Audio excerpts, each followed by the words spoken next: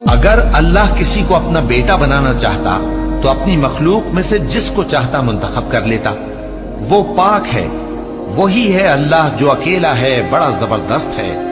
اسی نے آسمانوں اور زمین کو تدبیر کے ساتھ پیدا کیا ہے، اور وہی رات کو دن پر لپیٹتا اور دن کو رات پر لپیٹتا ہے، اور اسی نے سورج اور چاند کو کام میں لگا رکھا ہے، سب ایک وقت مقرر تک چلتے رہیں گے۔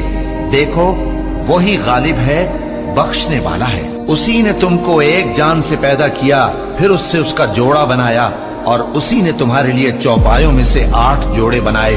وہی تم کو تمہاری ماؤں کے پیٹ میں پہلے ایک طرح، پھر دوسری طرح 3 اندھیروں میں بناتا ہے۔ یہی اللہ تمہارا پروردگار ہے، اسی کی بادشاہی ہے، اس کے سوا کوئی معبود نہیں۔ پھر تم کہاں بہہ کے جاتے ہو؟